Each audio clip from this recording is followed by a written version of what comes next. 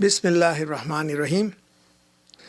I welcome you to the series History, Science, and Faith in Islam. It is a narrative designed to foster a renewal of faith based on a knowledge of our history, science, and culture. Today's session is a continuation of the last session on the development of Islamic communities along the coast of the great continent of Africa. While Vasco da Gama opened European doors to the riches of Asia, the event proved to be a disaster for Muslims. It was not just trade that the Portuguese were interested in. They were intent on destroying Muslim influence in the Indian Ocean and imposing their brand of Christianity on the peoples of Africa and Asia. Their tool was the Inquisition that they and the Spaniards had used with devastating effectiveness against the Jews and the Muslims in Andalus between 1492 and 1498. Vasco da Gama used his first voyage as an intelligence-gathering mission. He returned in 1502 at the head of a heavily armed flotilla of ships, mounted with cannons, and blasted his way across the coast of East Africa to India. The prosperous cities that dotted the rim of the Indian Ocean were trading posts. They had no defenses against an enemy attacking them from the sea. They fell one after the other before the Portuguese onslaught.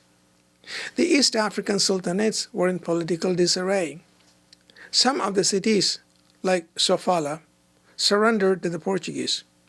Kilwa resisted and was blasted and occupied.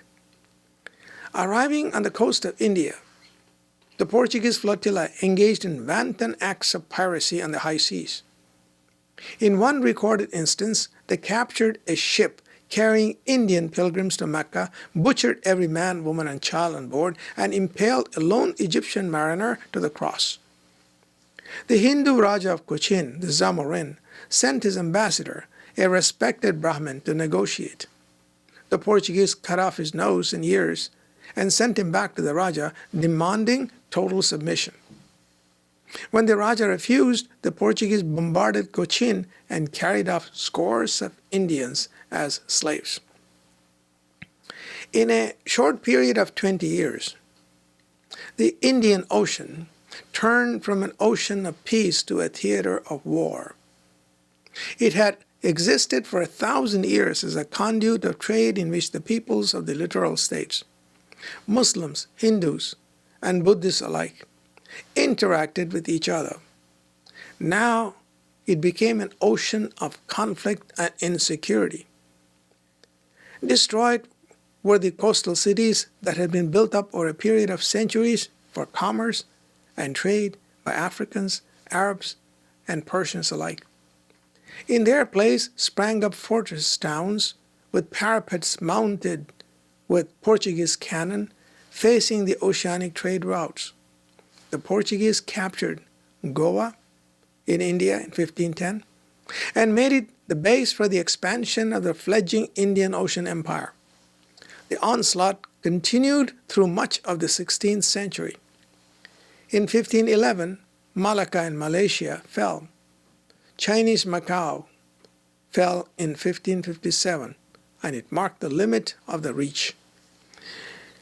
It was not until 1578 when an Ottoman Turkish armada engaged a Portuguese fleet off the coast of Tanzania and inflicted heavy losses upon it so that the Portuguese menace could be contained. It was the same year that the Portuguese King Sebastian was killed in the Battle of Al-Hasr al-Kabir in Morocco, and Portugal became a protectorate of Spain. Moreover, Portugal did not have the resources to control and police a vast body of water like the Indian Ocean. For all these reasons, a standoff prevailed for 100 years between the Portuguese Navy and the navies of the great land powers of Asia, the Mughals of India, the Safavids of Persia, and the Ottomans of Turkey. This power balance lasted in the high seas until the ascendancy of the Dutch and then the British in the 18th century. It is not commonly appreciated that it was the Ottoman naval effort in the Indian Ocean between 1560 and 1578 which preserved the Muslim influence on the coast of East Africa north of Tanzania, while the coastline south of it continued under Portuguese control. It is instructive to ask how a small country like Portugal could project its naval power as far away as China. The answer must be sought in the state of naval technology in Europe and Asia. The Andalusian Christian powers, the Spanish and the Portuguese, mastered the art of mounting cannon on board ships. It required an understanding on how to keep gunpowder dry under the salty, humid conditions at sea. The Asian powers did not have this know-how. Secondly, the Europeans knew how to sail against the wind, which gave their ships an advantage in close combat. Third, the Asian powers invested very little in their navies, content with the riches on land. China, the only Asian power which had shown its prowess at sea during the great voyages led by Admiral Ho between 1402 and 1428 CE, had long since withdrawn into itself after the death of the Ming Emperor Yongle. The great Mughals never made a serious attempt to build a navy. The Safavids mounted a concerted effort to recapture the Straits of Hormuz from the Portuguese, which they did in 1615 with some help from the British Navy, but it was a limited local engagement. The Ottomans did build a powerful navy between 1540 and 1600, which challenged the Spaniards in the Mediterranean and the Portuguese in the Indian Ocean, but their interest tapered off in the 17th century. It was left to the sultans of Oman to challenge the Portuguese sway over East Africa. In 1698, Saif ibn Sultan, Imam of the Ya'rubi dynasty of Oman, captured Fort Jesus in Mombasa, Kenya. In the succeeding years, the Omanis advanced down the East African coast and consolidated their hold on all the territories between Mogadishu in Somalia and Sofala in Mozambique. Thus, the Muslim sultans regained political ascendancy. In 1741, the Saidis succeeded the Yarubis as the emirs of Oman. In 1837, Said bin Sultan shifted his capital from Oman to Zanzibar. Under this able monarch, the East African region was integrated into a common market. The Swahili language received royal patronage, while Arabic was the state language.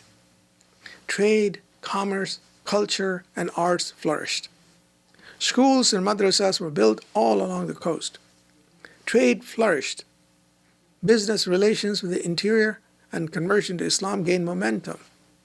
The Sultan founded the new cities of Tabura and Ajuji and worked ceaselessly to establish friendly relations with the heads of the neighboring states. Further north, the Emirate of Lamu in Kenya flourished. It became renowned for its fine wooden structures, intricate jewelry, cloth, music instruments, and the fine arts. After the death of Said bin Sultan, the Omani kingdom was divided between his two sons. One of the sons, Majid ibn Said, inherited Swahil, while the other, Tuwaini ibn Said, kept Muscat and Oman. Sultan Majid was a far-sighted monarch and continued the wise policies of his father. He founded a new city, Darussalam, as the capital for his kingdom. Through deft diplomacy, he kept at bay the British and the other European powers who had consolidated their hold on much of Asia. During his reign, Islam was at its zenith of influence in East Africa. Colonialism was a spreading virus. Sultan Majid passed away in 1870, and his successor, Sultan Bargash, lacked the wisdom to govern and stave off the contagion of colonialism. An independent East Africa was too much to stomach for the British, who had consolidated their Indian empire. The British Navy was the mistress of the seas. The other European powers were not far behind in their quest for colonies and actively worked with the British to divvy up the continents of Asia and Africa. Kaiser's Germany, moving in collusion with Great Britain, colonized much of Zanzibar between 1883 and 1885. The Sultan was left with a narrow stretch of land surrounding his capital. The Portuguese extended their sway to the north and occupied all the territories up to Cape Delgado. The Sultan was hemmed in. In 1886, he accepted the protection of the British over the coastal strip north of Venga, while the strip to the south was ceded to the Germans. Further concessions followed in succeeding years.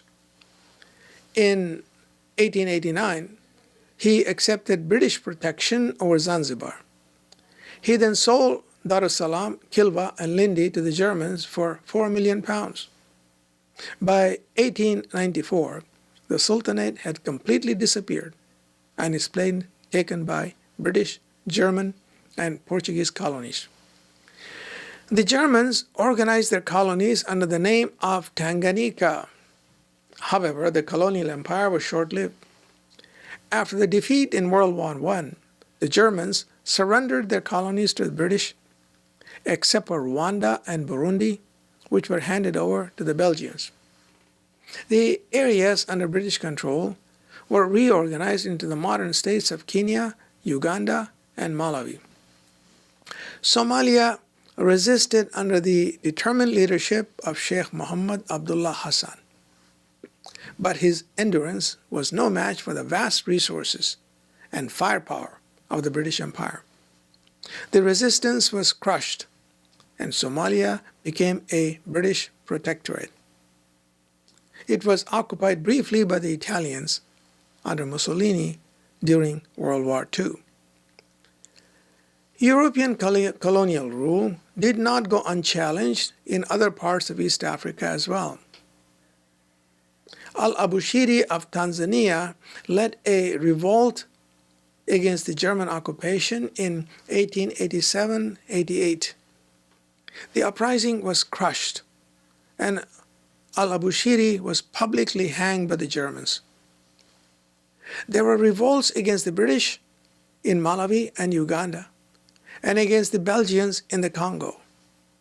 This was the political military front. More important was the resistance to European cultural imperialism. Christian missionaries appeared on the heels of the colonizers and set up proselytizing missions.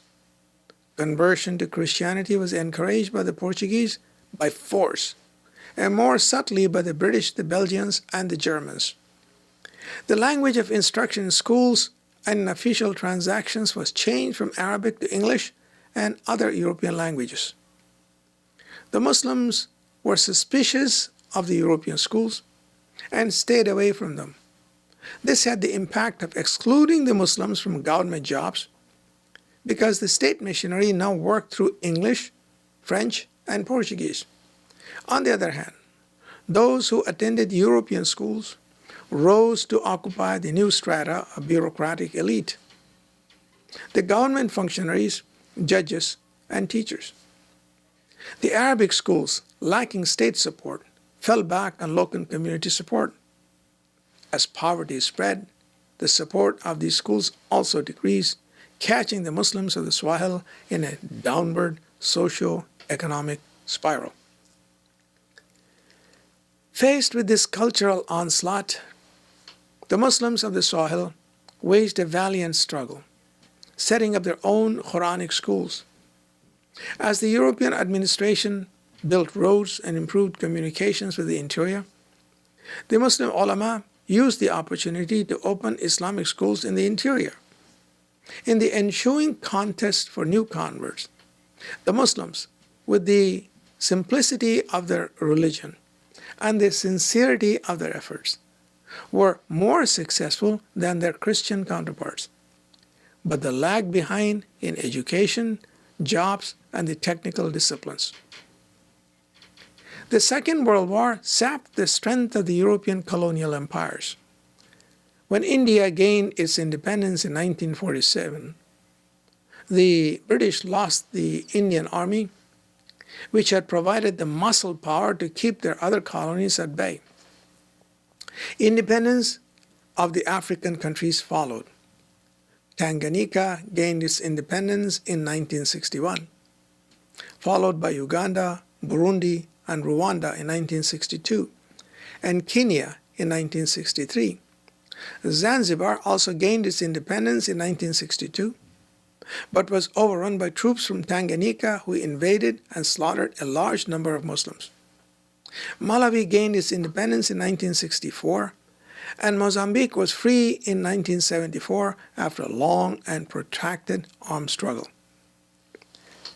Independence was welcomed by all the peoples of Africa. Here at last, they were free to chart out their course through history and take their place in the Committee of Nations. However, due to the legacy of colonial rule, the Muslims of the region faced specific challenges in the educational, cultural, and technological fields. The difficulties varied from country to country, but there were also common threads that ran through them. Africa is a resilient continent. It has endured and has survived some of the worst tragedies experienced by humankind. The Muslims of East Africa, citizens of the respective countries, realize that what is past and are looking forward to the future. There is emphasis on modern education. There is hope that this vital part of the Islamic world will successfully overcome its political, educational, and cultural challenges, rise to the occasion, and will creatively contribute to the broader community of man. A great civilization always does. This concludes our session on Islam in East Africa.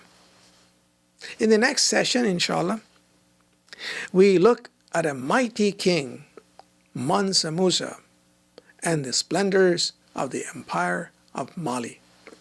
Assalamu alaikum wa rahmatullahi wa barakatuh.